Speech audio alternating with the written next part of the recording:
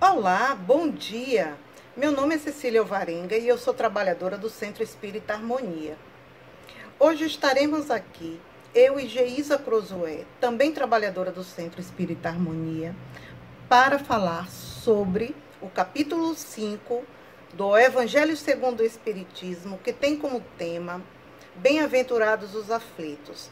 Hoje, em especial, Geisa vai falar sobre os itens de 14 a 17, suicídio e loucura.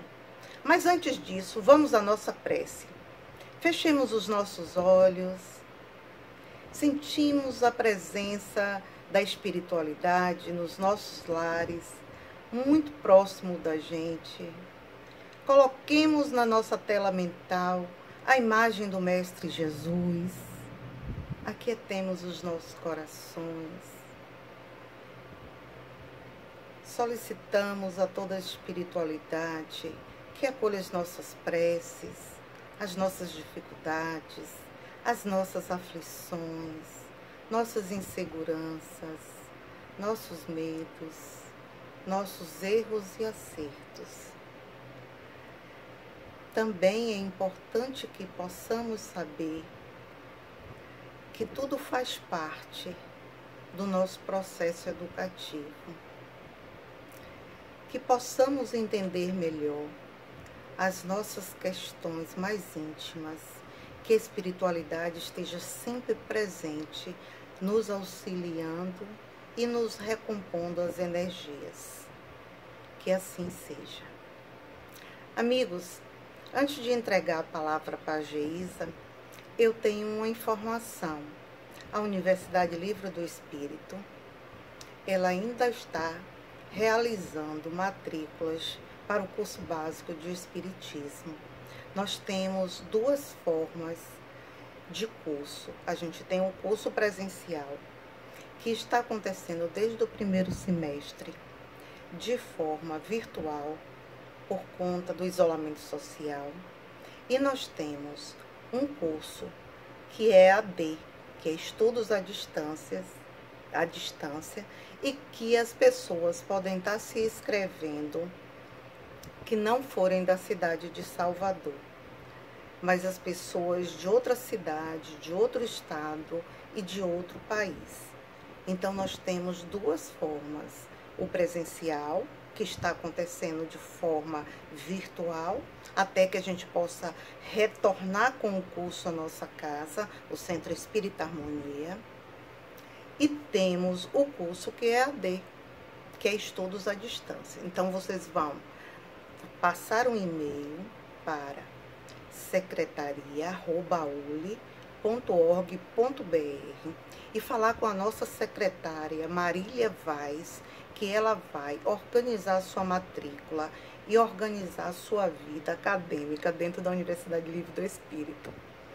Então, desde já, a gente já te dá as boas-vindas. A nossa casa e todos nós trabalhadores estamos de braços abertos, esperando vocês. Mas agora, vou passar a palavra para Geisa Crozoé. Ela vai falar para vocês sobre suicídio e loucura. Vejamos as reflexões dessa manhã. Um abraço a todos. Nessa manhã de sábado, vamos à nossa leitura do Evangelho, capítulo 5, mas a gente ficou com o item o suicídio e a loucura. A calma e a resignação extraídas da forma de encarar a vida terrestre e da fé no futuro dão ao espírito uma serenidade que é o melhor preservativo contra a loucura e o suicídio. Certamente, a maior parte dos casos de loucura são devidos à comoção produzida pelas vicissitudes que o homem não tem força para suportar. Se, então, pela maneira como o Espiritismo faz encarar as coisas do mundo, ele recebe com indiferença, com alegria mesmo, os reveses e as decepções que o fariam desesperar em outras circunstâncias, é evidente que essa força que o coloca acima dos acontecimentos preserva a sua razão dos impactos que, sem ela, o teriam abalado. E os espíritos continuam. O mesmo acontece com o suicídio.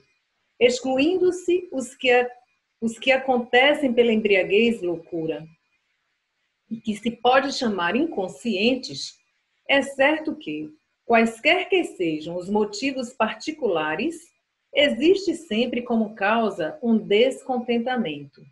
Ora, aquele que está seguro de ser infeliz apenas por um dia e de que serão melhores os dias vindouros, mantém tranquilamente a paciência. Ele somente se desespera se não vislumbra um tempo para seus sofrimentos. O que é, pois, a vida humana em face da eternidade, se não bem menos que um dia? Mas, para aquele que não crê na eternidade, que acredita que tudo acaba com a vida, se está oprimido pela tristeza e pelo infortúnio, não vê outro final senão a morte.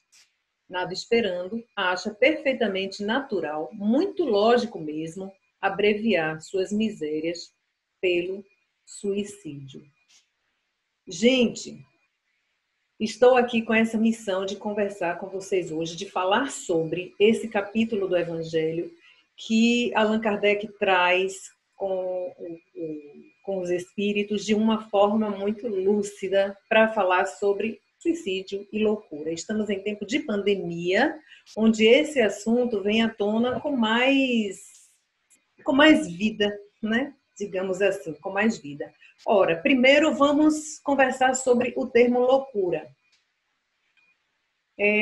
Hoje a gente não trata mais assim, loucura, dessa forma tão generalizada. Por quê? Porque é preciso dissolver um pouco esse estigma, esse estereótipo de que o louco é alguém que fica à margem da sociedade. Então, hoje a gente trabalha com a ideia dos transtornos mentais, com a saúde mental da pessoa, e com isso, a gente tem, paralelo a isso, a gente tem todo um trabalho de inserção social desse indivíduo, portador de transtornos psíquicos, né? A gente sabe, houve uma luta antimanicomial que sustenta essa ideia também de que é um ser possível de ser inserido na sociedade, no mercado de trabalho. Então, a gente trabalha com a ideia de transtornos psíquicos. Ora, mas afinal, e esse transtorno psíquico? Estamos aqui numa casa espírita e vamos falar sobre suicídio e loucura, que a gente entende como transtornos psíquicos, e na visão do espírito, como é isso? A gente sabe que o espírito não adoece. Então, o que está acontecendo? São situações que dizem respeito ao personagem que a gente está vivendo, a eu aqui encarnada, a você que está encarnado, que está nessa vida, que está atravessando esta encarnação. Você que é portador de algum problema psíquico, de algum transtorno, ou você que cuida de alguém com algum transtorno, né? Então, que fique muito claro, não é o espírito quem adoece.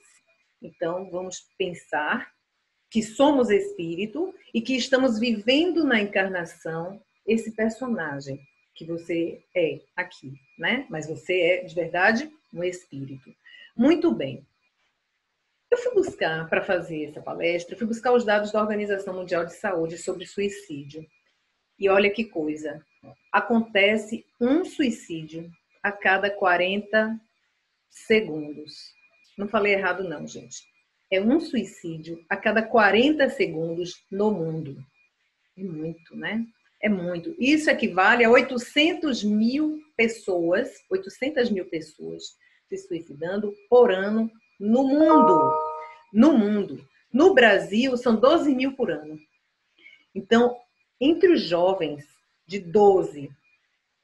15 a 29 anos, é a segunda principal causa de morte. Então, é um assunto que a gente precisa estar atento. O que é que essas coisas estão acontecendo? O que isso acontece entre a gente? O que é que está acontecendo entre os nossos jovens, entre nós, pessoas maduras? Nessa época de isolamento social, decorrente também do trabalho que a gente faz na casa, Muitas demandas têm chegado nesse sentido, de um acolhimento e de uma atenção a pessoas que passam por transtornos e com ideação suicida. Como é que a gente lida com isso? E com esse familiar que está ao lado dessa pessoa? E o espiritismo com isso tudo, né? Tem uma doutora Karina Fukumitsu. Ela é doutora nessa área de suicidologia. E ela faz uma pergunta muito interessante em relação ao suicídio. Quem mata quem? Isso ela se refere ao familiar, que ela chama de sobrevivente enlutado por suicídio. E é muito interessante a gente fazer essa observação para a pessoa que está lidando com situações assim, de alguém próximo que suicidou-se, ou de alguém que passa por transtornos, que esses transtornos vêm acompanhados de ideação suicida. E que a gente, às vezes, não sabe como lidar com essas pessoas. E a gente diz assim, mas fulano, a vida continua. Mas só que para este fulano e esta fulana, a vida continua, cognitivamente ele sabe disso. Mas a vivência desta pessoa é como se a vida estivesse entre parênteses. É como se aquela vida dissesse assim, como assim a vida continua para quem? Porque a minha vida está entre parênteses. Porque a minha vida está no acostamento da estrada. Porque a minha vida está em suspensão. Então, como é que a gente acolhe esse familiar, esse amigo, essa pessoa do convívio de alguém que suicidou-se? Não é fácil. E, sinceramente, não tem assim a palavra certa para ser dita, né? Às vezes tem, mas não adianta você pensar antes. E às vezes chegam pessoas próximas e dizem assim, não vou falar com fulano de tal, porque eu não sei o que dizer. Ora, criatura, vá sem saber o que dizer, porque você não precisa dizer nada. Fique ao lado, se mostre, se coloque à disposição. A pessoa vai entender. Até porque ela não quer ouvir muito, não. A pessoa está precisando de apoio. Ela está precisando de uma sustentação, de alguém que mostre, que olhe nos olhos com carinho, com confiança, com amor, para que ela entenda que pode ser acolhida ali. É isso que nas nossas relações a gente precisa construir. Sair dessa coisa da etiqueta, o que é que eu tenho que dizer, quais são as palavras que eu devo dizer no momento desse, que as pessoas vêm procurar a gente e perguntam assim, o que é que eu digo, Geisa? O que é que eu vou dizer para essa pessoa? Leve o seu coração, leve o seu acolhimento, o seu olhar sincero de que você está ali inteira para apoiar aquela pessoa naquele momento de muita dor. E porque é um momento de muita incompreensão. Para a pessoa, é como se ela tivesse passado por um tsunami. É hora de recolher os escombros, e a doutora Karina traz isso também muito bem colocado nos estudos dela. É como um tsunami, né? Tem que recolher os escombros. E é um tsunami também existencial, emocional. As emoções, elas estão todas confusas. A gente não sabe se está sentindo raiva, se está sentindo culpa, se a gente está sentindo mágoa, se está com medo. O que está acontecendo emocionalmente com aquela pessoa? É tudo junto e misturado. Tem horas que é um sentimento de indignação muito forte pelo fato que aconteceu. Tem horas que você sente vergonha.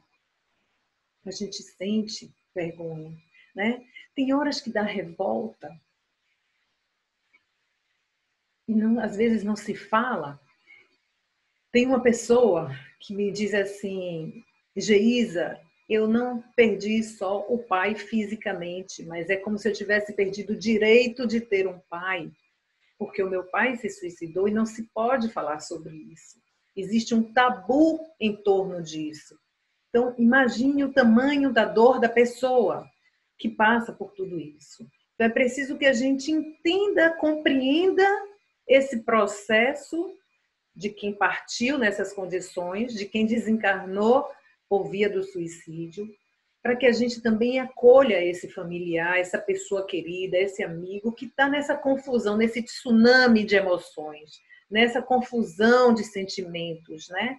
E para que a gente dissolva esse rótulo, esse tabu que a gente coloca, não se pode falar sobre, é muita dor. Como assim? A pessoa teve a coragem de ir embora e de me deixar aqui. E a gente que tem um familiar nessa situação sabe que é esse o sentimento, né? Eu assisti um filme interessante chamado, é um filme de 2020, que é ambientado em Indiana, uma cidade dos Estados Unidos. É a história de dois jovens, e eu disse chamado, porque eu esqueci o nome do filme, mas o filme Por Lugares Incríveis. Por Lugares Incríveis, o nome do filme. É a história de dois jovens, uma garota que tem depressão e que é considerada como uma pessoa complicada.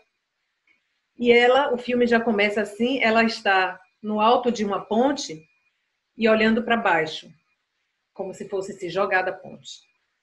E vem passando um jovem correndo, e ele vê, e ele calmamente vai, e ele chega no parapeito da ponte, olha para baixo e conversa como se aquilo fosse algo absolutamente natural. Estou dando spoiler, né? E ela se assusta. Não vou dar spoiler, não. Podem assistir o filme, que é muito legal. Para a gente pensar sobre esse tema, né? Sobre transtorno psíquico e sobre o suicídio. Então, o que acontece? Esse jovem, na verdade, era o colega de classe e que também era uma pessoa que passava por suas dificuldades psíquicas, emocionais. Ele era considerado na escola como uma aberração, ele era o diferente. E eis que, sem dar spoiler do filme, mas esses dois, eles têm uma história a ser desenvolvida no enredo desse filme. Mas o que eu queria chamar a atenção é que existe essa história, existem essas aproximações, isso é possível de acontecer na nossa vida, no nosso dia a dia, e a gente não saber como lidar com determinadas circunstâncias. E muitas vezes aquele que é o motivo da preocupação consegue superar e lidar bem. E o outro, a quem não demos tanta atenção, é quem começa a se afundar de verdade e desencarna por vias de um suicídio, né? Porque o que o filme vem mostrar para a gente é que, na verdade, depois que ela é salva por esse colega de classe e ela não se suicida e ela não se atira da ponte, vem aquela sensação assim, que acontece com muitas pessoas que pensaram em suicídio e que às vezes até tentaram e depois para e reflete e diz, meu Deus, eu não sei como foi que eu consegui chegar àquele ponto. Que coisa difícil. Como eu cheguei tão longe? Como eu tive coragem? Como eu cheguei a pensar assim? Então, para a gente entender que a pessoa que está vivendo uma dor muito forte, um sofrimento, algum infortúnio que seja, ela não tem um discernimento, ela não tem uma lucidez para fazer as escolhas certas. Então, muitas vezes, ela é arrastada por essa ideia. E só depois, quando recobra o equilíbrio, é que vem compreender o que ia fazer. E vem aquele meio que arrependimento. Como assim? E aquela indignação consigo própria. Como assim eu cheguei a tanto, né? Como assim eu quis buscar isso? Porque, na verdade, tem uma música que Gonzaguinha canta que diz assim, ninguém quer a morte, só saúde e sorte. Ninguém quer morrer. A gente quer por fim ao problema. A pessoa que busca pelo suicídio, ela está querendo pôr um fim ao problema. E o evangelho, ele vai dizer assim, esse evangelho que a gente acabou de ler, ele vai dizer assim, sempre se tem como causa um descontentamento. A causa é um descontentamento. Tem algo que está me incomodando, que está doendo, que eu não estou sabendo lidar. E só vê como única saída a morte. Mas a gente sabe que não se morre. A gente sabe que a vida é um contínuo e que, portanto, não tem saída. Então, o que a gente precisa fazer? O que a gente precisa aprender com isso tudo? Ora, se eu sou um espírito, se eu sou imortal, a vida vai continuar. Não adianta eu estancar esse momento aqui agora, porque eu vou ficar no outro plano, sem poder resolver aquilo que eu deixei aqui, ainda passando pelas vicissitudes que eu estou encontrando lá no outro plano, cheia das minhas interrogações. Então não há saída, a não ser A saída não é a morte, porque não há morte. Qual é a saída? Encarar de frente o que estamos vivendo. O Evangelho, ele vai trazer também nesse mesmo capítulo que aquela pessoa que sabe que a vida é dinâmica, que as coisas da vida elas vão mudando, que hoje está assim, mas amanhã estará diferente. Ela tem paciência para vivenciar aquelas dificuldades daquele momento, porque sabe que aquilo é um momento. Algo novo surgirá. E eu preciso estar equilibrado, preciso estar bem, preciso ampliar o meu olhar para fazer com que aconteça de uma forma diferente, né? Então, o que é que nos leva a viver? E aí me lembra André Luiz, quando diz assim, quando o Evangelho diz assim, a pessoa que busca o suicídio sempre tem como causa o suicídio sempre tem como causa um descontentamento. Me veio à mente, quando eu estava lendo esse Evangelho, André Luiz, naquela obra Nosso Lar, uma obra muito popular e muito conhecida no Espiritismo, né? André Luiz, quando ele está no umbral, ele é chamado de suicida. E ele não entende, ele diz, mas eu não sou suicida, eu não cometi suicídio, eu nem queria morrer. Só que o suicida que comete suicídio mesmo, ele também não queria morrer, ele queria pôr fim ao problema, apenas. Mas a forma como ele encontrou foi assim. Mas o que André Luiz está querendo dizer com isso? E que os espíritos vão dizer, você é suicida, sim, você viveu uma vida desregrada. E aí eu pergunto, o que é que leva o ser humano a viver uma vida desregrada? O que é que leva o ser humano a fazer aquilo que sabe que lhe prejudica, mas vai fazer? E não faz uma só vez, vai fazer rigorosamente, antecipando um fim, antecipando certos adoecimentos. Por que o ser humano faz isso? Por que nós nos permitimos viver a vida dessa forma, vivenciar uma existência dessa forma, nos entregando dessa forma, né? O que nos leva a isso? Eu poderia dizer que seria um processo de fuga natural do ser humano, de não querer enfrentar as suas próprias questões, de não querer enfrentar as vicissitudes da vida. Poderia ser algo assim. Poderia ser esse mecanismo de fuga. Essa casa aqui trabalha muito com a proposta da gente se observar como espírito que somos, mas vivendo um personagem. Então a gente aprende que é importante que a gente observe o que é que dói, onde é que dói, o que é que está incomodando, o que é que em mim incomoda. Se o outro fez, por que é que incomoda em mim? Porque me atinge. Por que é que eu me permito atingir? Por que é que internamente eu estou sofrendo? Porque emocionalmente eu estou abalada. Então, o que a gente propõe e que o Espiritismo e que o Evangelho nesse capítulo vem propor é se conheça, criatura. Saiba quem é o espírito que você é. E o que é que o personagem precisa fazer para se adequar ao que deseja o espírito que você é. O que quer a sua essência aqui, agora, encarnado. O que é que importa para você aqui, agora, nesta encarnação. Essa é a proposta que a gente vem trazer para você nesse evangelho de hoje. Reflita. O que é que você deseja aqui nesta encarnação? Então, uma proposta de se conhecer, de se individuar, de você se tornar quem você realmente é, leva você a se perceber espírito. Você, a sua essência, diz o quê? O que é que você, o personagem, percebe da essência que você é? Quais são? O que é que te move? O que é que te incomoda? O que é que te faz bem?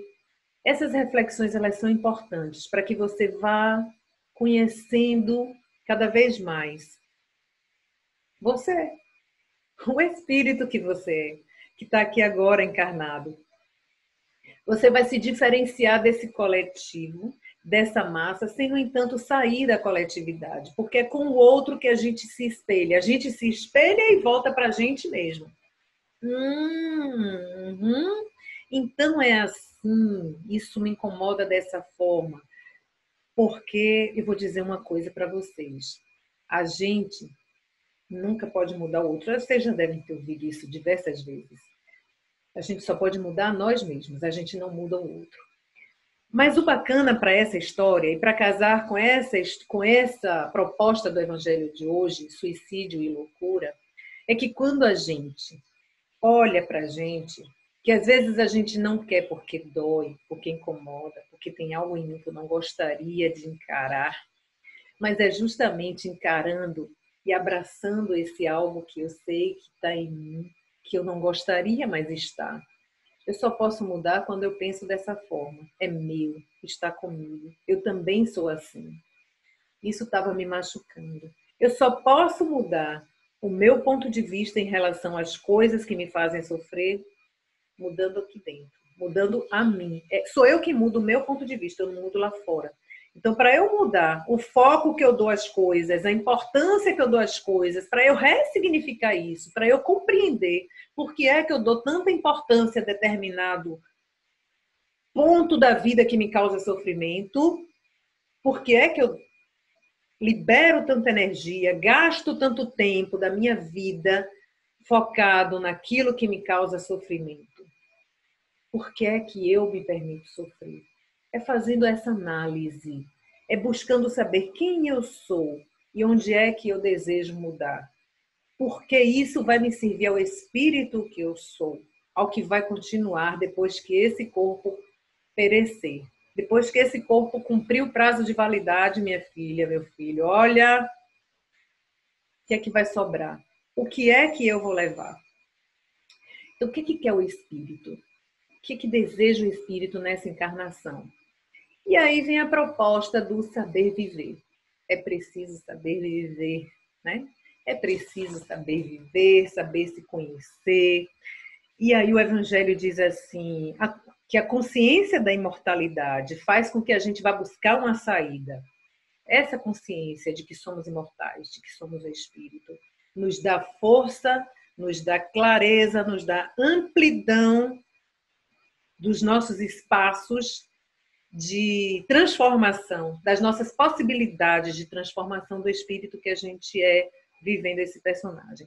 E aí o Evangelho diz assim: o que sabe que é infeliz por um dia e que os dias vindouros serão melhores, mantenha paciência.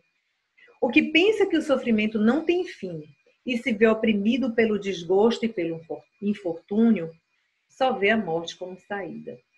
Então, buscando equilíbrio, a gente compreende que a vida ela é dinâmica e que amanhã ela será diferente, que o amanhã trará coisas novas para a gente, que o amanhã faz com que as coisas assumam novos lugares e a gente começa a se abrir para perceber novas possibilidades.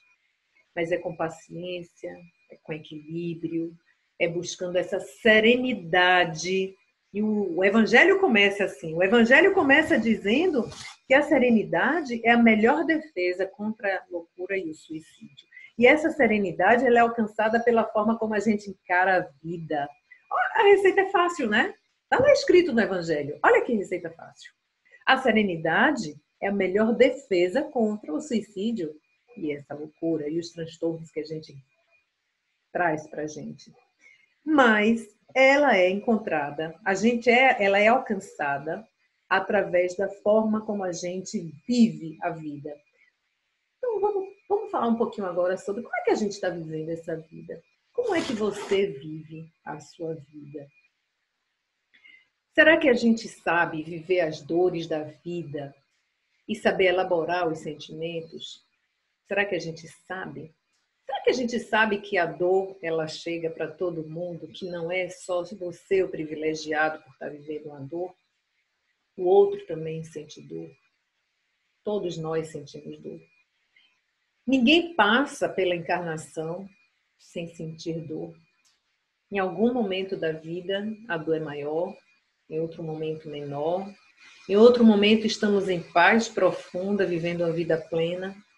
Logo depois, vivenciamos nova dor, vivenciamos novos ajustes. A forma como a gente encara isso é que vai fazer toda a diferença. Se a gente encara, porque há quem se desespere, não que eu queira dizer que a dor do outro é mais importante, a dor de um é mais importante do que a do outro, não. Cada um sabe a sua dor. A gente às vezes comete o equívoco de olhar para o outro e dizer assim, poxa vida, fulano está sofrendo por causa de uma bobagem dessa. Bobagem para você, que está ali fora, que está julgando. Mas para o outro que está vivendo não é bobagem, né? Mas é o outro que tem que ter a consciência de que por que é que aquela dor lhe dói tanto.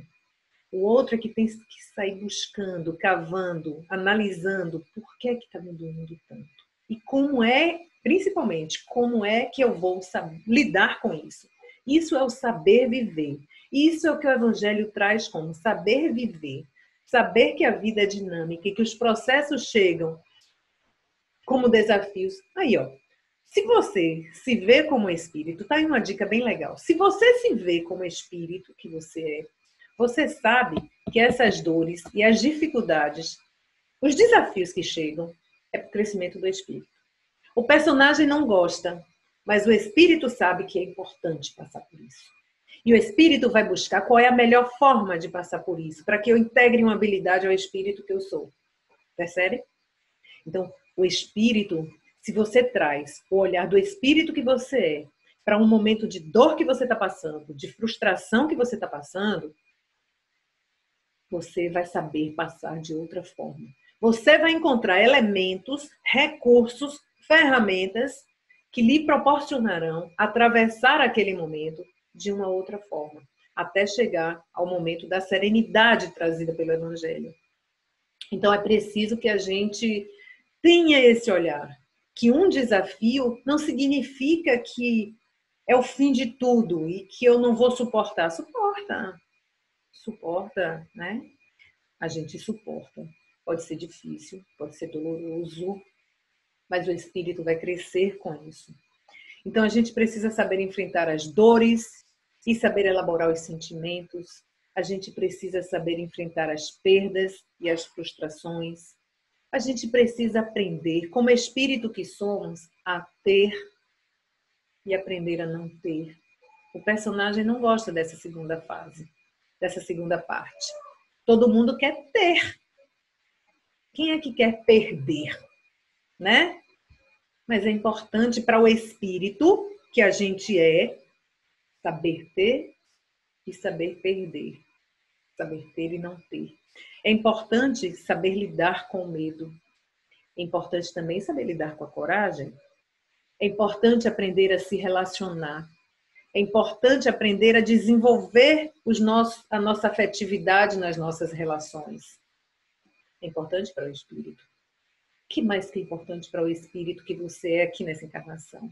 Aprender a viver só. A gente aprende a se relacionar, a gente aprende a desenvolver afetos, mas quando for preciso, é importante para o espírito também aprender a viver só. Estamos passando por um momento que está nos obrigando compulsoriamente. Compulsoriamente é horrível, né? Não foi escolha sua. A vida lhe impôs. Mas se a vida lhe impôs, e se a gente sabe que a gente não tem o controle sobre todas as coisas, pegue aquilo que está chegando e analise. Mas não analise com o olhar do personagem que você é. Porque o personagem que tem um prazo de validade, acabou, tchau, não vai ganhar nada com isso. Então, o espírito que você é, a essência que você traz nesse personagem é que é importante nisso. Então, o momento chegou e compulsoriamente lhe trouxe o isolamento. Mas, para o espírito, é importante você aprender a viver só também. Faz parte, né? Então, é importante aprender a se relacionar, é importante aprender a se distanciar desses afetos, a perder esses afetos, seja por conta do isolamento, seja por conta da morte do corpo físico, a morte do personagem, a pessoa desencarnou. Como é que eu lido com isso? Dói. É claro que dói, né? Quem nunca passou por isso? Quem nunca teve um ente querido que perdeu? Quem não teve, terá, certamente. Todos teremos. Então, falar sobre isso é pensar melhor na vida que a gente leva e de que forma a gente vai levando a nossa vida. Tem um outro filme também que me veio à mente, que é um filme com Morgan Freeman e com Jack Nicholson. É um filme, já não é desse ano. Antes de Partir, se não me engano o nome do filme, Antes de Partir. São duas pessoas, dois personagens bem distintos, de vida social, poder econômico bem distinto, mas que se encontram em fim de vida no leito de hospital. Eles dividem o mesmo quarto no leito do hospital, né? E o muito interessante é que eles têm um estranhamento inicial, mas eles começam a encontrar pontos em comum que possibilitam a construção de uma relação ali, no hospital. Só que eles não constroem só uma relação, eles constroem também uma lista do que fazer. Esse filme é bom demais para a gente analisar o que importa na vida da gente. É um filme que traz uma história meio clichê, com essa história das diferenças, da forma de viver diferente, mas é importante para a gente analisar isso, né? Antes de partir. E o interessante que eu vou trazer para vocês é o seguinte: depois que eles vivenciam as coisas das listas, é um spoilerzinho, mas não estraga o filme, não.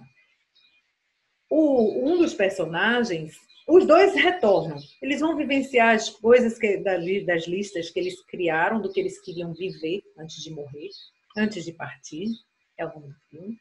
E quando eles retornam para as suas casas, o personagem do Morgan Freeman, ele volta para a família dele e tem uma cena que é muito impactante, que é a cena de um almoço do domingo.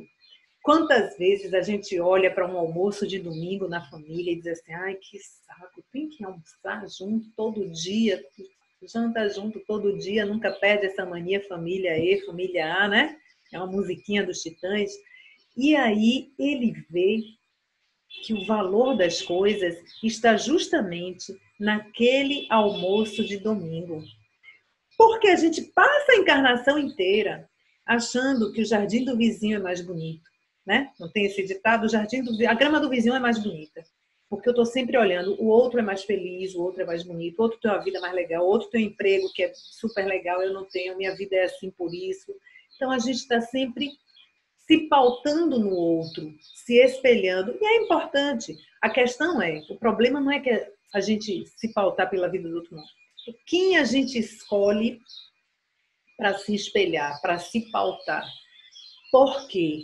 E para quê? E o que eu trago para a minha vida? Isso que é importante, porque esse espelhamento sempre acontece. Esse negócio de a grama do vizinho, isso sempre acontece. A questão é, o que é que eu faço com isso que eu vou buscar lá na grama do vizinho? O que é que eu faço, o que é que eu trago para a minha vida? Então, e o Morgan Freeman, com esse retorno, ele se dá conta que ali está a felicidade. Então, a ideia é, minha gente, quanto a gente está passando aqui nessa encarnação, a ideia é dê significado às coisas da vida que você leva, que o personagem está levando aqui, com você que é espírito. Então, é preciso que a gente dê um significado a essas coisas. O que é que significa um almoço de domingo na família? Qual o significado disso para o espírito que eu sou? O que é que, afinal de contas, quando eu partir, o que é que eu levo? O que eu construí? O que eu construí de concreto vai ficar aqui, né? De material, de concreto não, de material vai ficar aqui.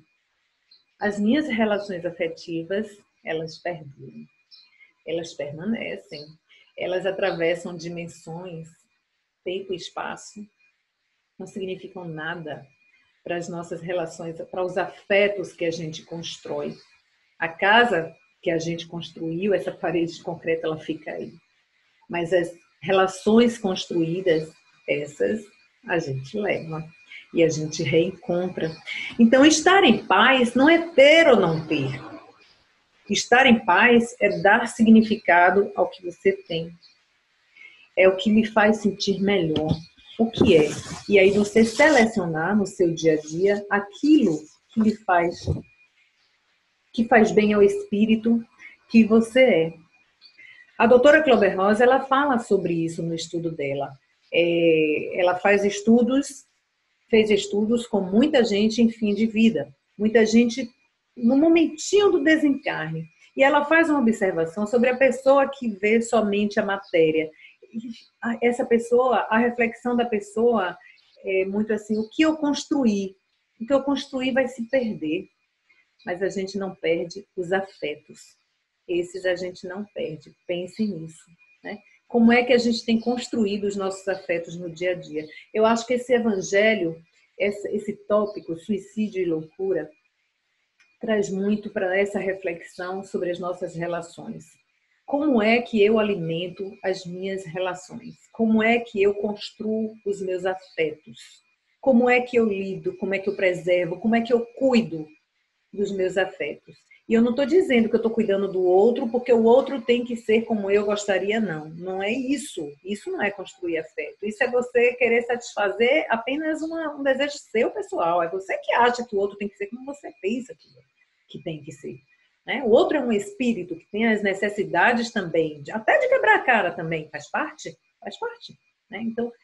Então é preciso que a gente observe nas nossas relações os nossos limites. Gostar do outro e desenvolver esses afetos é entender o outro do jeitinho que o outro é e do jeito que ele consegue ser, até onde ele consegue chegar.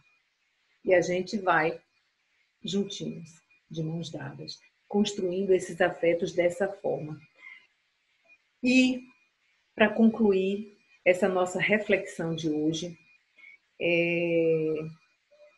eu trago uma historinha de Rubem Alves, que ele diz assim: existe um homem que estava sofrendo muito com a dor da perda de uma pessoa, da pessoa amada. E esse homem corre para os deuses e vai para os deuses e diz assim: não estou mais aguentando tanta dor e tanto sofrimento. Eu preciso que vocês me ajudem. E ele foi ousado para chegar até os deuses e fazer um pedido desse. A dor dele era intensa, era um sofrimento muito intenso, de saudade da pessoa amada que partiu. E ele vai pedir aos deuses que traga a sua amada de volta. E os deuses dizem para ele assim: entendemos a sua dor, lamentamos profundamente, mas a morte é muito poderosa. Nem os deuses podem com ela. A gente não intervém no trabalho dela. Não podemos te devolver a sua amada, mas a gente pode resolver o seu problema da dor. A gente pode tirar essa dor de você. E o homem fica perplexo. Como? De que forma você vai tirar essa dor de mim? E aí os deuses dizem assim: a gente vai tirar essa sua saudade. Não é ela que está doendo? A gente tira. A gente vai fazer com que você esqueça a pessoa amada. Você não vai lembrar dela, mas nunca. O homem toma aquele susto e diz não, 1000 vezes não. É isso que me mantém. A minha relação foi muito forte, bonita, florida. Não quero esquecer a pessoa amada. Compreenderam o recado? O que conta? São os nossos afetos. Isso é que é importante na vida da gente aqui nessa encarnação, nas nossas relações. Construam afetos, construam com serenidade, né? Busquem a serenidade. Serenidade como a melhor defesa contra o suicídio e a loucura. Esse capítulo, esse item do capítulo 5 começa exatamente assim. A serenidade como a melhor defesa contra o suicídio e a loucura. Encontre a sua serenidade, aprenda a viver e aprenda a morrer. Aprenda que a morte ela é natural. Não queira antecipar, nem prolongar, né? Quando não cabe. Escreva a sua história. E eu vou findar essa nossa fala com a frase de Chico Xavier, nosso querido Chico, que ele diz assim: ninguém pode voltar atrás para fazer um novo começo, mas qualquer um pode começar agora e fazer um novo fim. Então, se a vida está difícil por algo que aconteceu ali atrás, deixa lá atrás o que ficou lá atrás e busque com serenidade, com equilíbrio. Você vai encontrar a forma de escrever uma nova história a partir de agora. Escreva a sua história a partir de agora. Olhe para frente. A vida sempre nos traz novidades. Muita paz para vocês. Então, eu desejo muita paz Um sábado de paz, um dia tranquilo. E Cecília pediu que encerrasse com a oração final. Então vamos nos aquietar, vamos buscar o sagrado que habita em cada um de nós. Vamos pensar no Mestre Jesus. O tema de hoje é um tema que parece difícil, mas dentre os temas difíceis é que estão os maiores aprendizados para o espírito que se é. Esse é um tema rico em aprendizado para o espírito que somos, para que a gente veja a vida sob o olhar, sob a ótica do espírito e coloque foco ao que realmente importa. Por isso pedimos, amigo e mestre Jesus, espíritos amigos, que nos envolve, que nos dê serenidade nos momentos em que encontramos dificuldades, a fim de que tenhamos discernimento, equilíbrio, para fazer as escolhas, para conduzir as nossas vidas e para auxiliar a quem vive conosco. Muita paz e até mais.